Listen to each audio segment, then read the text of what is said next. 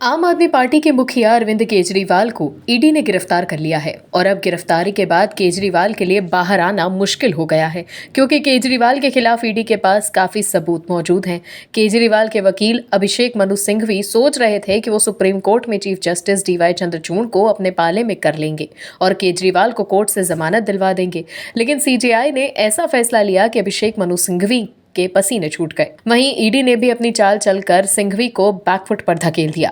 पहले तो अभिषेक मनु सिंघवी अकड़ दिखा रहे थे, लेकिन जब ईडी ने अपने पत्ते खोले तो सिंघवी की अकड़ की हवा निकल गई। अरविंद केजरीवाल की गिरफ्तारी पर उनकी ओर से पेश वरिष्ठ वकील अभिषेक मनु सिंघवी ने मुख्य न्यायाधीश डीवाई चंद्रचूड़ की अगुवाई वाली पीठ के समक्ष याचिका को तत्काल सुनवाई के लिए पेश किया था। इस दौरान सिंघवी ने दलील दी थी कि अगर यही प्रक्रिया चलती रही तो लोकसभा चुनाव के लिए पहला वोट पड़ने से पहले ही कई बड़े नेता सलाखों के पीछे होंगे। सिंघवी सोच रहे थे कि सीजेआई उनके झांसे में आ जाएंगे।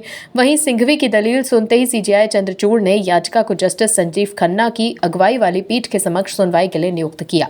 अभिषेक मनु सिंघवी सोच रहे थे कि केजरीवाल को सुप्रीम कोर्ट से राहत मिल जाएगी, लेकिन इससे पहले ईडी ने भी सुप्रीम कोर्ट में केवियट दाखिल की थी और अनुरोध किया था कि केजरीवाल की याचिका पर कोई भी फैसला लेने से पहले उनका पक्ष भी सुना जाए। वहीं खबरों के मुताबिक कथित तौर पर सिंघवी द्वारा सुप्रीम कोर्ट से याचिका वापस लेने की एक और वजह यह भी है कि सिंघवी चाहते थे कि सीजेआई चंद्रचूड़ खुद इस मामले को सुने, लेकिन सीजेआई ने जिस बेंच के पास केजरीवाल की याचिका भेजी वहां से राहत मिलना मुश्किल था।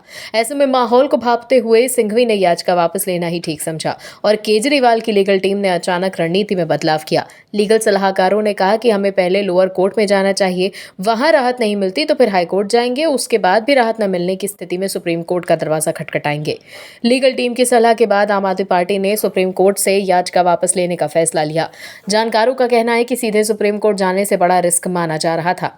अगर सुप्रीम कोर्ट से झटका लगता तो केजरीवाल की जमानत पर संकट आ जाता, उसके बाद आगे का कोई रास्ता ही नहीं बचता। अभी सुप्रीम कोर्ट को सबसे आखिरी दांव के रूप में रखने का निर्णय लिया गया है। जानकारों का कहना है कि आम आदमी पार्टी ने ऐन वक्त पर अपनी रणनीति में बदलाव किया। कानून के लिहाज से आम आदमी पार्टी को लगा कि अगर सुप्रीम कोर्ट से झटका लगता है तो बड़ा अवसर खो देंगे।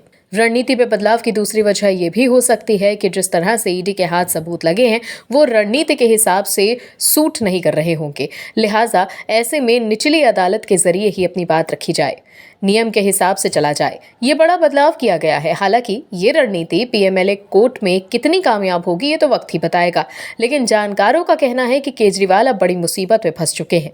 केजरीवाल के घर से छापे के दौरान ईडी के अधिकारियों को 150 पन्नों का एक फाइल मिला है जिसमें ईडी के उन 2 अधिकारियों के बारे में कई निजी जानकारियां थीं जो इस केस से जुड़े थे। ऐसे में अब सवाल उठ रहा है कि केजरीवाल ईडी के अधिकारियों के बारे में इतनी जानकारी क्यों जुटा रहे थे?